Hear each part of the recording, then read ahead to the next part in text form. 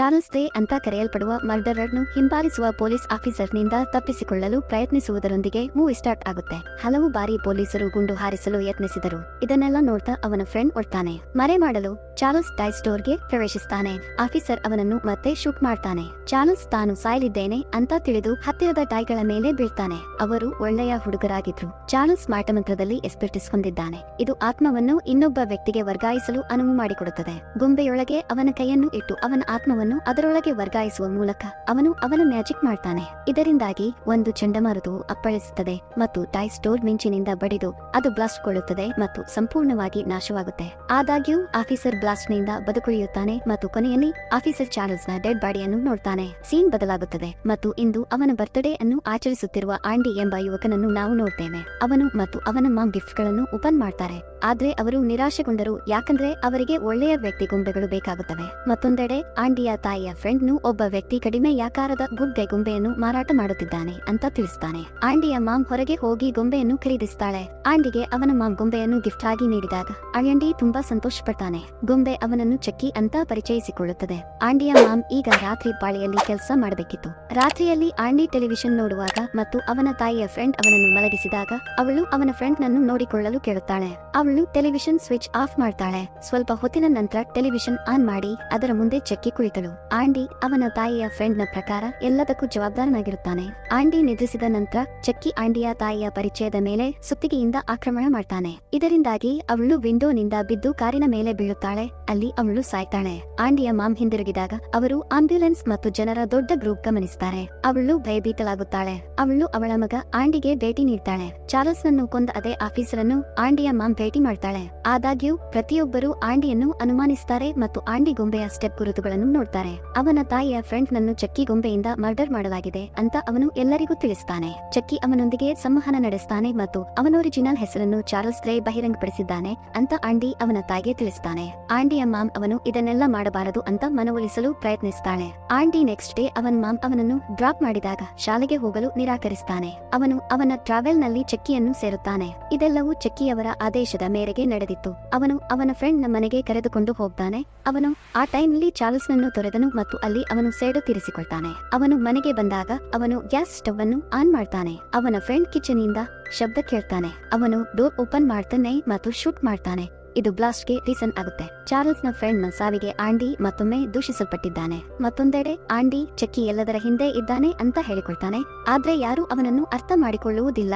ಆಂಡಿಯನ್ನು psycho medical ಹಾಸ್ಪಿಟಲ್ಗೆ ದಾಖಲಿಸಲಾಯಿತು ಮತ್ತು ಕೆಲವು ದಿನಗಳ ಕಾಲ ಅಲ್ಲಿಯೇ ಇದ್ರು. ಆಂಡಿಯ ಮಾಮ್ ಮನೆಗೆ ಹಿಂದಿರುಗಿದಾಗ ಚಕ್ಕಿಯ ಬ್ಯಾಟರಿ ಕಡಿಮೆಯಾಗಿದೆ. ಹಲವಾರು ದಿನಗಳವರೆಗೆ ಅವರು ಬ್ಯಾಟರಿ ಇಲ್ಲದೆ ಮ್ಯಾನೇಜ್ ಮಾಡುತ್ತಿದ್ರು. ಅವಳು ಅಸಮಾಧಾನಗೊಂಡಳು ಮತ್ತು ಏನೋ ವ್ಯಕ್ತಪಡಿಸಲು ಚಕ್ಕಿಯನ್ನು ಹುಡುಕ್ತಾಳೆ. ಚಕ್ಕಿ ಮೌನವಾಗಿರುತ್ತಾನೆ ಮತ್ತು ಬದಲಿಗೆ ಆಂಡಿಯ ತಾಯಿಯ ಮೇಲೆ ಆಕ್ರಮಣ ಮಾಡ್ತಾನೆ. ನಂತರ ಆಂಡಿಯ ಮಾಮ್ ಪೊಲೀಸ್ ಆಫೀಸರ್ ಅನ್ನು ಸಂಪರ್ಕಿಸುತ್ತಾರೆ ಮತ್ತು ಆಂಡಿ ಸತ್ಯ ಮಾತನಾಡುತ್ತಿದ್ದಾರೆ ಅಂತ ತಿಳಿಸ್ತಾರೆ. ಚಕ್ಕಿ ಡೈ ಜೀವಂತವಾಗಿದೆ. ಅವನು ಎಲ್ಲಾನು ತಾನೇ ಮಾಡುತ್ತಿದ್ದಾನೆ. ಅವರು ಗೊಂಬೆಯನ್ನು ಖರೀದಿಸಿದ ಅದೇ ವ್ಯಕ್ತಿಗೆ ಹಿಂದಿರುಗುತ್ತಾರೆ ಮತ್ತು ಅವರು ಗೊಂಬೆಯನ್ನು ಸುಡುವ ಸ್ಟೋರ್ ನಿಂದ ತೆಗೆದುಕೊಂಡರು ಅಂತ ಅವರಿಗೆ ತಿಳಿಸ್ತಾರೆ. ನಂತರ ಪೊಲೀಸ್ ಆಫೀಸರ್ ಆಂಡಿಯ ತಾಯಿಗೆ ಚಾರ್ಲ್ಸ್ ರೇ ಎಂಬ ಹೆಸರಿನ ಈ ಸ್ಟೋರ್ ನಲ್ಲಿ ಮರ್ಡರರ್ ನನ್ನು ಕೊಂದಿರುವುದಾಗಿ ಹೆಚ್ಚಾಗಿ ತಿಳಿದುಕೊಳ್ಳುತ್ತಾನೆ ಮತ್ತು ತಿಳಿಸ್ತಾನೆ. ಪೊಲೀಸ್ ಆಫೀಸರ್ ಅವನ ಕಾರಿನಲ್ಲಿ ಕುಳಿತಾಗ ಅದೇ ಕಾರಿನಲ್ಲಿ ಕುಳಿತಿದ್ದ ಇನ್ನೊಬ್ಬ ಆಫೀಸರ್ ಅನ್ನು ಚಕ್ಕಿ ಹೊಡೆಯುತ್ತಾನೆ. ಅವನ ಆಕ್ರಮಣದಿಂದಾಗಿ ಕಾರು ಪಲ್ಟಿಯಾಗುತ್ತದೆ.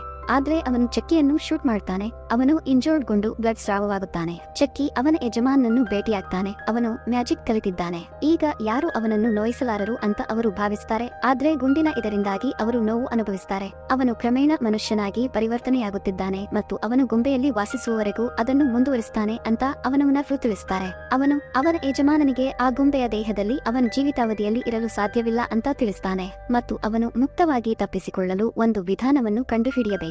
ಅವನ ಯಜಮಾನನು ಸ್ಪಷ್ಟವಾಗಿ ತಡೆಯುತ್ತಾನೆ, ಯಾಕಂದ್ರೆ ಚಕ್ಕಿ ದುಷ್ಟ ಮನುಷ್ಯನಾಗುತ್ತಾನೆ. ಅಲ್ಲಿಯೂ ಅವನ ಯಜಮಾನನಿಗೆ ಟಾರ್ಚರ್ ಕೊಡ್ತಾನೆ. ಅವನು ಮೊದಲು ಅವನ ಆತ್ಮವನ್ನು ಮೊದಲು ಪರಿಚಯಿಸಿದ ವ್ಯಕ್ತಿಯ ಬಾಡಿ ವರ್ಗಾಯಿಸಬೇಕು ಅಂತ ಅವನು ಮಾಸ್ಟರ್ ತಿಳಿಸ್ತಾನೆ. ಅದು ಆಂಡಿ ಅವನ ಯಜಮಾನನಿಗೆ ಇರಿದ ನಂತರ ಅವನು ಹೊರಟು ಹೋಗ್ತಾನೆ. ಆಂಡಿಯ ಮಾಮ್ ನಂತರ ಆಗಮಿಸಿ ಮಾಸ್ಟರ್ನೊಂದಿಗೆ ಚಕ್ಕಿಯ ಬಗ್ಗೆ ವಿಚಾರಿಸುತ್ತಾರೆ. ಚಕ್ಕಿಯನ್ನು ಕೊಲ್ಲುವ ಏಕೈಕ ಮಾರ್ಗವೆಂದರೆ ಅವನ ಹೃದಯವನ್ನು ಇರಿಯುವುದು ಸೇರಿದಂತೆ ಎಲ್ಲಾನು ಆಂಡಿಯ ತಾಯಿಗೆ ಮೇಟರ್ ಹೇಳ್ತಾನೆ. ನಂತರ ಚಕ್ಕಿ ಆಂಡಿಯನ್ನು ಸಮೀಪಿಸ್ತಾನೆ. ಅವರು ಭಯಪಡ್ತಾರೆ. ಆದ್ರೆ ಆಂಡಿಯ ಡಾಕ್ಟರು ಆಗಮಿಸ್ತಾರೆ. ಇದರ ನಡುವೆ ಚಕ್ಕಿ ಡಾಕ್ಟರ್ನನ್ನು ಕೊಲ್ಲಲು ಪವರ್ ಶಕ್ಟ್ ಅನ್ನು ಯೂಸ್ ಮಾಡ್ತಾನೆ. ಆಂಡಿ ಓಡಿ ಮನೆಗೆ ಹಿಂದಿರುಗುತ್ತಾನೆ ಆದ್ರೆ ಚಕ್ಕಿ ಹಿಂಬಾಲಿಸ್ತಾನೆ ಮತ್ತು ತಲುಪುತ್ತಾನೆ. ಅವನು ಅವನನ್ನು ನಾಕೌಟ್ ಮಾಡ್ತಾನೆ ಮತ್ತು ಅವನ ಮಾಟಮಂತ್ರವನ್ನು ಸ್ಟಾರ್ಟ್ ಮಾಡ್ತಾನೆ. ಆದ್ರೆ ಆಂಡಿಯ ಮಾಮ್ ಮತ್ತು ಪೊಲೀಸ್ ಆಫೀಸರ್ ಬಂದು ಚಕ್ಕಿಯನ್ನು ತಡೆಯುತ್ತಾರೆ. ಚಕ್ಕಿ ಆಂಡಿಯ ತಾಯಿಯ ಮೇಲೆ ಆಕ್ರಮಣ ಮಾಡ್ತಾನೆ ಮತ್ತು ಚಾಕುವಿನಿಂದ ಆಫೀಸರ್ ಕಾಲಿಗೆ ಇರಿದಿದ್ದಾನೆ. ಆಂಡಿಯ ಮಾಮ್ ಚಕ್ಕಿಯನ್ನು ಚಿಮಣಿಯಲ್ಲಿ ಬಂಧಿಸಿದ್ದಾರೆ ಮತ್ತು ಅಲ್ಲಿ ಬೆಂಕಿಯನ್ನು ಸುಡುವಂತೆ ಆಂಡಿಯನ್ನು ಕೇಳಿದ್ದಾರೆ. ಚಕ್ಕಿ ಅವನನ್ನು ನಿಲ್ಲಿಸಿ ನಾವು ಉತ್ತಮ ಫ್ರೆಂಡ್ಸ್ ಆಗಿದ್ದೇವೆ ಅಂತ ಹೇಳ್ತಾನೆ. ಆದ್ರೆ ಆಂಡಿ ಜ್ವಾಲೆಯನ್ನು ಸುಡ್ತಾನೆ. ಚಕ್ಕಿ ಸುಟ್ಟು ಹೋದರೂ ಇನ್ನೂ ಜೀವಂತವಾಗಿದ್ದಾರೆ ಮತ್ತು ಅವರ ಮೇಲೆ ಆಕ್ರಮಣ ಮಾಡ್ತಾರೆ. ಆಂಡಿಯ ಮಾಮ್ ಅವನ ಮೇಲೆ ಗುಂಡು ಹಾರಿಸ್ತಾಳೆ. ಇದರಿಂದಾಗಿ ಅವನ ತಲೆಯು ಅವನ ಬಾಡಿಯಿಂದ ಬೇರ್ಪಡುತ್ತದೆ. ಅವನು ಈಗ ಸತ್ತಿದ್ದಾನೆ ಅಂತ ಎಲ್ಲರೂ ಭಾವಿಸ್ತಾರೆ. ಆದ್ರೆ ಅವನು ಮತ್ತೆ ಅವನ ಮೇಲೆ ಆಕ್ರಮಣ ಮಾಡ್ತಾನೆ. ಆದ್ರೆ ಈ ಟೈಮ್ನಲ್ಲಿ ಪೊಲೀಸ್ ಆಫೀಸರ್ ಅವನ ಹೃದಯಕ್ಕೆ ಶೂಟ್ ಮಾಡ್ತಾನೆ ಮತ್ತು ಚಕ್ಕಿ ಸಾಯ್ತಾನೆ. ಚಿತ್ರದ ಮೊದಲ ಭಾಗವನ್ನು ಕೊನೆಗೊಳಿಸ್ತಾನೆ. ಈಗ ನಾವು ಚಿತ್ರದ ದ್ವಿತೀಯಾರ್ಧಕ್ಕೆ ಹೋಗುತ್ತೇವೆ. ಚಕ್ಕಿ ಸತ್ತು 2 ವರ್ಷಗಳು ಕಳೆದಿವೆ ಅಂತ ನಾವು ತಿಳಿದುಕೊಳ್ಳುತ್ತೇವೆ. ಅವನ ಸುಟ್ಟ ಹೆಡ್ ಉಳಿದಿದೆ. ಆದ್ರೆ ಅವನ ದೇಹದ ಉಳಿದ ಭಾಗವು ನಾಶವಾಯಿತು. ಅದನ್ನು ನಾವು ಮೊದಲ ಭಾಗದಲ್ಲಿ ನೋಡಿದ್ದೇವೆ. ಅವನ ಹೆಡ ಅನ್ನು ಟೈ ಕಂಪನಿಯಲ್ಲಿ ಮರುಜೋಡಿಸಲಾಗಿದೆ.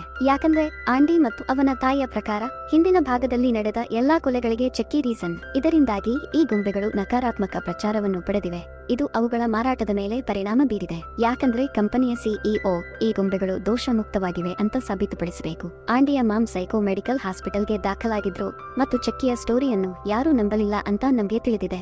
ಆಂಡಿ ಕೂಡ ಹಾಸ್ಟೆಲ್ನಲ್ಲಿ ಉಳಿದುಕೊಂಡಿದ್ದಾಳೆ. ಕಂಪನಿ ಓನರ್ ಗೊಂಬೆಗಳನ್ನು ತಯಾರಿಸಿದ ಫ್ಯಾಕ್ಟರಿಗೆ ಆಗಮಿಸುತ್ತಾರೆ. ಟೆಕ್ನಿಷಿಯನ್ ದೂರದಲ್ಲಿ ಎಸೆಯಲ್ಪಟ್ಟನು ಮತ್ತು ಅವನು ಅವನ ಕಣ್ಣುಗಳನ್ನು ಸರಿಹೊಂದಿಸಲು ಪ್ರಯತ್ನಿಸುತ್ತಿರುವಾಗ ಪವರ್ ಶಾಕ್ ಇದರಿಂದಾಗಿ ಸಾಯ್ತಾನೆ. ಚಕ್ಕಿ ಗೊಂಬೆಯನ್ನು ಎಸೆಯಲಾಗುತ್ತದೆ. ಆದ್ರೆ ಈ ಇನ್ಸಿಡೆಂಟ್ ನಂತರ ಅದು ಮತ್ತೆ ಜೀವಕ್ಕೆ ಮಾಡುತ್ತದೆ. ಅಯಂಡಿಯನ್ನು ಆದಷ್ಟು ಬೇಗ ತಲುಪಿಸುವುದು ಚಕ್ಕಿ ಗೊಂಬೆಯ ಟಾರ್ಗೆಟ್ ಆಗಿತ್ತು. ಜೊತೆಗೆ ಅವನು ಅವನ ಆತ್ಮವನ್ನು ಅವನ ಬಾಡಿ ವರ್ಗಾಯಿಸಬೇಕಿತ್ತು. ಮತ್ತೊಂದೆಡೆ ಆಂಡಿಯನ್ನು ಚಕ್ಕಿಯ ಬಗ್ಗೆ ಏನನ್ನು ಮರೆಯದ ವ್ಯಕ್ತಿಯಂತೆ ತೋರಿಸಲಾಗಿದೆ. ಅವನ ಪಾಲಕನು ಅವನ ಸುತ್ತಮುತ್ತಲಿನ ವಾತಾವರಣವನ್ನು ಬದಲಾಯಿಸಲು ದಂಪತಿಗಳಿಗೆ ನೀಡ್ತಾನೆ. ಆಂಡಿ ಬಂದಾಗ ಅವರನ್ನು ಅವರ ಮಗಳು ಕೈಲ್ ಸ್ವಾಗತಿಸುತ್ತಾರೆ.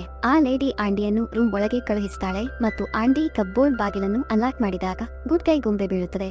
ಆಂಡಿಯನ್ನು ಭಯಪಡಿಸುತ್ತದೆ. ಇದು ಕೇವಲ ಗೊಂಬೆ ಅಂತ ಕಪಲ್ ಮನವೊಲಿಸಲು ಪ್ರಯತ್ನಿಸುತ್ತಾರೆ. ಗೊಂಬೆಯನ್ನು ಲೇಡಿ ಎಸೆಯುತ್ತಾರೆ. ಮತ್ತೊಂದೆಡೆ ಚಕ್ಕಿ ಗೊಂಬೆಯು ಕನೆಕ್ಷನ್ಗಳ ಮೂಲಕ ಆಂಡಿಯ ಅಡ್ರೆಸ್ ಅನ್ನು ತಿಳಿದಿರುತ್ತದೆ. ಚಕ್ಕಿ ಆಂಡಿಯ ನಿವಾಸಕ್ಕೆ ಬಂದಾಗ ಲೇಡಿ ಎಸೆದ ಗುಡ್ ಗೈ ಟೈ ಎದುರಾಗುತ್ತದೆ. ಚಕ್ಕಿ ಗೊಂಬೆಯನ್ನು ಒಡೆದು ತೋಟದಲ್ಲಿ ಮರೆ ಮಾಡ್ತಾನೆ. ಅವನು ಅವನ ಜಾಗ ಅನ್ನು ಪಡೆದುಕೊಳ್ಳಲು ಅದನ್ನು ಮಾಡುತ್ತಿದ್ದನು. ಚಕ್ಕಿ ಅವರನ್ನು ಭೇಟಿ ಮಾಡ್ತಾನೆ. ಆಂಡಿ ಗೊಂಬೆಯನ್ನು ಪರೀಕ್ಷಿಸ್ತಾನೆ ಮತ್ತು ಅವನ ಅನುಮಾನಗಳನ್ನು ಪೂರೈಸಲು ಅವನು ಅವನ ಬ್ಯಾಟರಿಯನ್ನು ಚೆಕ್ ಮಾಡ್ತಾನೆ. ಅವನು ಅದನ್ನು ನಾರ್ಮಲ್ ಗೊಂಬೆ ಅಂತ ಪರಿಗಣಿಸ್ತಾನೆ ಮತ್ತು ಅವನು ಅದನ್ನು ತನ್ನೊಂದಿಗೆ ಇಟ್ಟುಕೊಳ್ತಾನೆ. ಚಕ್ಕಿ ಆಂಡಿ ನಿದ್ದೆ ಮಾಡುವಾಗ ಅವನ ಕೈ ಮತ್ತು ಕಾಲುಗಳನ್ನು ಕಟ್ಟುತ್ತಾನೆ. ಆಂಡಿ ಎಚ್ಚರಗೊಳ್ಳುತ್ತಾನೆ ಮತ್ತು ಅವನು ಈ ಟೈಮ್ನಲ್ಲಿ ಅವನನ್ನು ಬಿಡುವುದಿಲ್ಲ ಅಂತ ಅವನಿಗೆ ಹೇಳ್ತಾನೆ ಮತ್ತು ಅವನು ಅವನ ಮ್ಯಾಜಿಕ್ ಅನ್ನು ಸ್ಟಾರ್ಟ್ ಮಾಡ್ತಾನೆ. ಕೈಲ್ ರೂಮಿಗೆ ಪ್ರವೇಶಿಸಿ ಅವನ ಕೈಗಳನ್ನು ಓಪನ್ ಮಾಡ್ತಾನೆ. ಚಕ್ಕಿ ಅವನನ್ನು ಬೆನ್ನಟ್ಟಿದ್ದಾನೆ ಅಂತ ಆಂಡಿ ತಿಳಿಸ್ತಾನೆ. ಅವರೆಲ್ಲರೂ ಅವನ ಬಳಿಗೆ ಬರ್ತಾರೆ. ಆದ್ರೆ ಅವನು ಚಕ್ಕಿ ಬಗ್ಗೆ ಹೇಳಿದಾಗ ಯಾರೂ ಅರ್ಥ ಮಾಡಿಕೊಳ್ಳುವುದಿಲ್ಲ.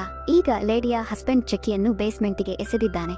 ಅವನ ಮೂಗಿನಿಂದ ಬ್ಲಡ್ ಸುರಿಯಲಾರಂಭಿಸಿದೆ. ಚಕ್ಕಿ ಅವನ ದೇಹವು ಮತ್ತೊಮ್ಮೆ ಮನುಷ್ಯನಾಗಿ ರೂಪಾಂತರಗೊಳ್ಳುತ್ತಿದೆ ಅಂತ ತಿಳಿದುಕೊಂಡನು. ನೆಕ್ಸ್ಟ್ ಡೇ ಆಂಡಿ ಶಾಲೆಗೆ ಹೋದಾಗ ಚಕ್ಕಿ ಅವನನ್ನು ಫಾಲೋ ಮಾಡಿ ಅವನ ಹೋಮ್ ವರ್ಕ್ ನಾಶಪಡಿಸುತ್ತಾನೆ. ಕ್ಲಾಸ್ ರೂಮ್ ನ ನಂತರ ಅವನನ್ನು ಒಂದು ರೂಮ್ ನಲ್ಲಿ ಇರಿಸುವ ಮೂಲಕ ಅವನ ಟೀಚರ್ ಅವನನ್ನು ಶಿಕ್ಷಿಸುತ್ತಾರೆ. ಮತ್ತೊಂದೆಡೆ ಆಂಡಿ ಓಡಿ ಹೋಗ್ತಾನೆ ಮತ್ತು ಅವನ ಟೀಚರ್ ಅವನನ್ನು ಚೆಕ್ ಮಾಡಲು ಬಂದಾಗ ಚಕ್ಕಿ ಅವಳನ್ನು ಕೊಲ್ತಾನೆ. ಆಂಡಿ ಅವನನ್ನು ಮನೆಗೆ ಕರೆತಂದ ಲೇಡಿ ಮತ್ತು ಅವಳ ಹಸ್ಬೆಂಡ್ಗೆ ಚಕ್ಕಿ ಮತ್ತೊಮ್ಮೆ ಅವನನ್ನು ಫಾಲೋ ಮಾಡಿದನೆಂದು ತಿಳಿಸ್ತಾನೆ. ಆದ್ರೆ ಯಾರು ಅವನನ್ನು ಅರ್ಥ ಮಾಡಿಕೊಳ್ಳುವುದಿಲ್ಲ ಮತ್ತು ಆಂಡಿ ಚಕ್ಕಿಯನ್ನು ತಾನೇ ಕೊಲ್ಲಬೇಕು ಅಂತ ತಿಳಿದುಕೊಳ್ತಾನೆ. ಚಕ್ಕಿಯನ್ನು ಬಂಧಿಸಿದ್ದ ಚಾಕುವನ್ನು ತೆಗೆದುಕೊಂಡು ಅವನು ಬೇಸ್ಮೆಂಟ್ಗೆ ಬರ್ತಾನೆ. ಮತ್ತೊಂದೆಡೆ ಚಕ್ಕಿ ಆಂಡಿಯನ್ನು ಬ್ರುಟಲಿ ಆಕ್ರಮಣ ಮಾಡ್ತಾನೆ. ಅದನ್ನು ಕೇಳುತ್ತಿದ್ದಂತೆ ಲೇಡಿಯ ಹಸ್ಬೆಂಡ್ ಕೈ ಚಾಚುತ್ತಾನೆ. ಚಕ್ಕಿ ಅವನನ್ನು ಮೆಟ್ಟಿಲುಗಳ ಕೆಳಗೆ ಎಸೆಯುತ್ತಾನೆ ಮತ್ತು ಇದರಿಂದಾಗಿ ಅವನು ಸಾಯ್ತಾನೆ. ಲೇಡಿ ಕೂಡ ಕಾಣಿಸಿಕೊಳ್ಳುತ್ತಾಳೆ ಮತ್ತು ಆಂಡಿ ಅವನ ಹಸ್ಬೆಂಡ್ ನ ಸಾವಿಗೆ ರೀಸನ್ ಅಂತ ದೂಷಿಸುತ್ತಾಳೆ.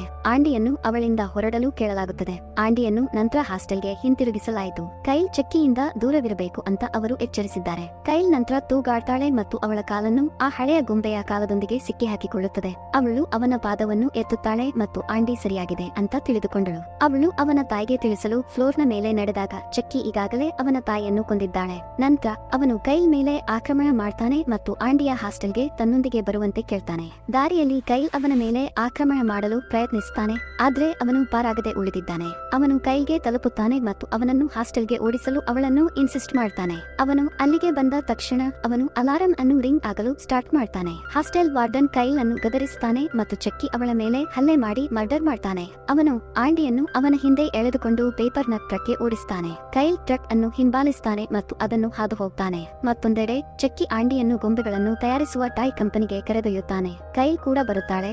ಆದ್ರೆ ಆಕೆಗೆ ಆಂಡಿ ಮತ್ತು ಚಕ್ಕಿಯನ್ನು ಪತ್ತೆ ಹಚ್ಚಲು ಸಾಧ್ಯವಾಗುತ್ತಿಲ್ಲ.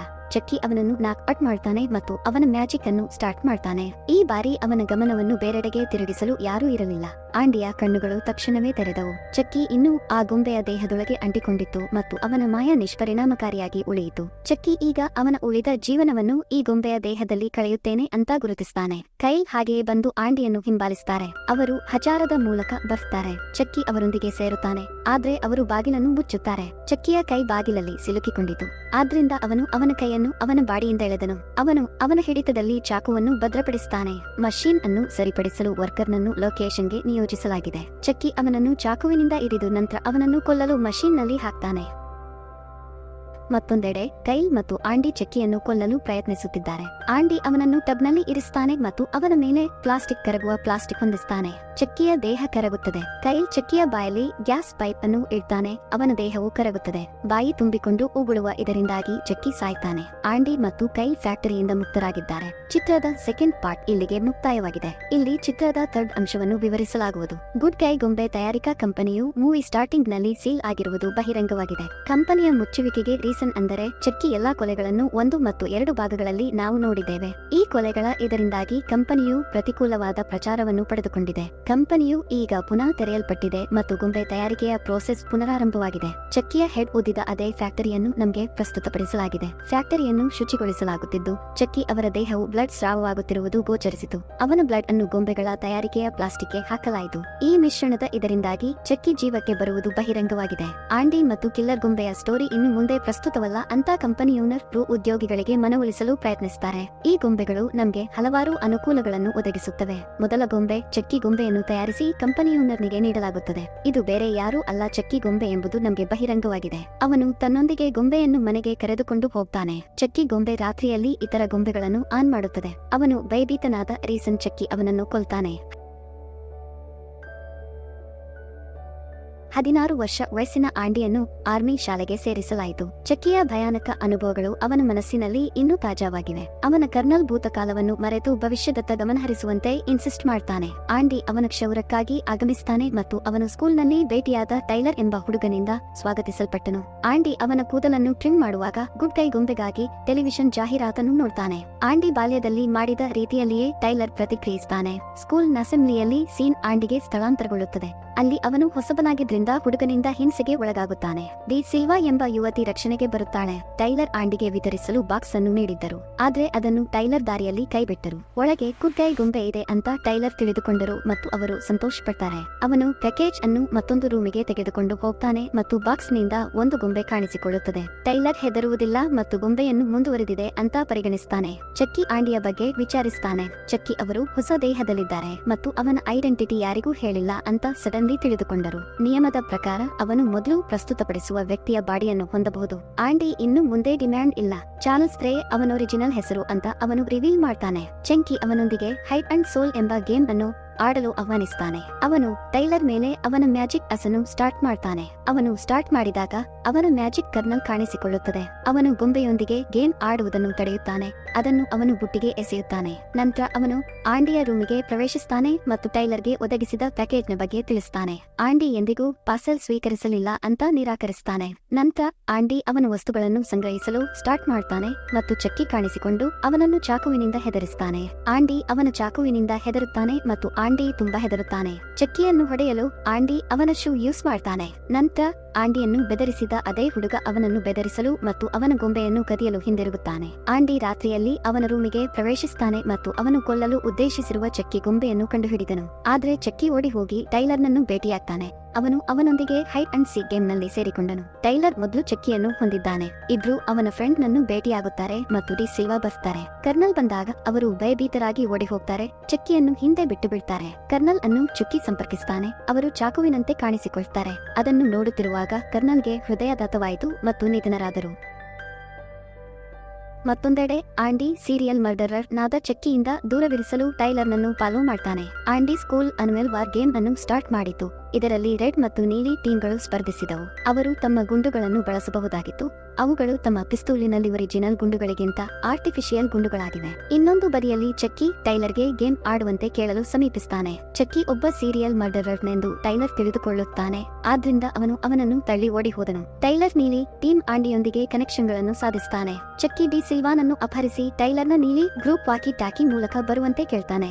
ಆಂಡಿ ಮತ್ತು ಟೈಲರ್ ಚಕ್ಕಿ ನೇತೃತ್ವದಲ್ಲಿ ಲೊಕೇಶನ್ಗೆ ಆಗಮಿಸುತ್ತಾರೆ. ಆಂಡಿ ಅವನನ್ನು ಚಕ್ಕಿಗೆ ತಲುಪಿಸಿದಾಗ ಟೈಲರ್ ಓಡಿ ಹೋಗ್ತಾನೆ. ಟೈಲರ್ ಓಡುವ ಮೂಲಕ ಪ್ಲೇಲ್ಯಾಂಡ್ಗೆ ಹೋಗ್ತಾನೆ. ಅಲ್ಲಿಗೆ ತಲುಪುವ ಮೂಲಕ ಅವರು ಸೆಕ್ಯೂರಿಟಿಗೆ ಹೇಳ್ತಾರೆ. ಆಂಡಿ ಮತ್ತು ಡಿ ಸಿಲ್ವಾ ಕೂಡ ಸೆಕ್ಯೂರಿಟಿ ರೂಮ್ ನಲ್ಲಿ ಅವನನ್ನು ಹಿಂಬಾಲಿಸುತ್ತಾರೆ. ಚಕ್ಕಿ ಈಗಾಗಲೇ ಒಬ್ಬ ಆಫೀಸರ್ ಅನ್ನು ಕೊಂದಿರುವುದನ್ನು ನೋಡಿದಾಗ ಡಿ ಸಿಲ್ವಾ ಚಕ್ಕಿಯ ಬಂದೂಕನ್ನು ಕಸಿದುಕೊಳ್ತಾನೆ. ಟೈಲರ್ ಚಕ್ಕಿಯಿಂದ ಅಪಹರಣಕ್ಕೊಳಗಾಗುತ್ತಾನೆ ಮತ್ತು ಅವನೊಂದಿಗೆ ಬಂದೂಕು ತೋರಿಸಿ ಬಲವಂತವಾಗಿ ಸವಾರಿ ಮಾಡ್ತಾನೆ. ಆಂಡಿ ಮತ್ತು ಡಿ ಸಿಲ್ವಾ ಕೂಡ ಬರ್ತಾರೆ ಮತ್ತು ಚಕ್ಕಿ ಶೂಟ್ ಮಾಡ್ತಾನೆ. ಡಿ ಸಿಲ್ವಾ ಕೈಗೆ ಗುಂಡು ತಗುಲಿದೆ. ಆಂಡಿಗೆ ಗನ್ ನೀಡಲಾಗಿದೆ ಮತ್ತು ಟೈಲರ್ ಅನ್ನು ಉಳಿಸಲು ಅವಳು ಕೇಳುತ್ತಾಳೆ. ಅವರು ಟೈಲರ್ ಅನ್ನು ಹಿಡಿದಿದ್ರಿಂದ ಚಕ್ಕಿಯ ಫೇಸ್ ಗಮನಾರ್ಹವಾದ ಹಾನಿಯನ್ನು ಅನುಭವಿಸಿತು. ಆತನನ್ನು ಉಳಿಸಿದ ನಂತರ ಟೈಲರ್ ಕುಸಿದು ಬಿದ್ದು ಹೊರ ಹೋಗ್ತಾನೆ. ಚಕ್ಕಿ ಕಾಣಿಸಿಕೊಳ್ತಾನೆ ಮತ್ತು ಅವನ ಮ್ಯಾಜಿಕ್ ಮಾಡಲು ಸ್ಟಾರ್ಟ್ ಮಾಡ್ತಾನೆ. ಆಂಡಿ ಅವನ ಕೈಯಿಂದ ಶೂಟ್ ಮಾಡ್ತಾನೆ. ಆದ್ರೆ ಅವನು ಅವನ ಮ್ಯಾಜಿಕ್ ಕೆಲಸ ಮಾಡುವುದನ್ನು ಬಿಡಲು ಸಾಧ್ಯವಿಲ್ಲ. ಆಂಡಿ ಅವನ ಹೃದಯವನ್ನು ಹಾರಿಸ್ತಾನೆ. ಆದ್ರೆ ಅವನು ಇನ್ನೂ ಜೀವಂತವಾಗಿದ್ದಾನೆ. ಚಕ್ಕಿ ಆಂಡಿಯನ್ನು ಅವನ ಕೈಯನ್ನು ಗಂಟಲಿಗೆ ತಳ್ಳುವ ಮೂಲಕ ಉಸಿರುಗಟ್ಟಿಸಲು ಪ್ರಯತ್ನಿಸುತ್ತಾನೆ. ಆಂಡಿ ಅವನನ್ನು ಹಿಡಿದು ಫ್ಯಾನ್ಗೆ ಎಳೆಯುತ್ತಾನೆ. ಅವನು ಸೆಕೆಂಡ್ ಬಾರಿಗೆ ಕೊಳೆಯುತ್ತಾನೆ ಮತ್ತು ಸಾಯ್ತಾನೆ. ಆಂಡಿಯನ್ನು ಪೊಲೀಸರು ಬಂಧಿಸಿದ ನಂತರ ಡಿ ಸಿಲ್ವಾ ಅವರನ್ನು ಹಾಸ್ಪಿಟಲ್ಗೆ ಕರೆತರಲಾಯಿತು. ನೀವು ಈ ಕಥೆಯನ್ನು ಹೇಗೆ ಇಷ್ಟಪಟ್ಟಿದ್ದೀರಿ ಎಂಬುದನ್ನು ಕಾಮೆಂಟ್ ಬಾಕ್ಸ್ ನಲ್ಲಿ ನಮಗೆ ತಿಳಿಸಿ. ಫ್ರೆಂಡ್ಸ್, ಈ ವಿಡಿಯೋ ನಿಮ್ಗೆ ಇಷ್ಟ ಆಗಿರಬಹುದು ಅಂತ ಅಂದುಕೊಳ್ಳುತ್ತೇನೆ.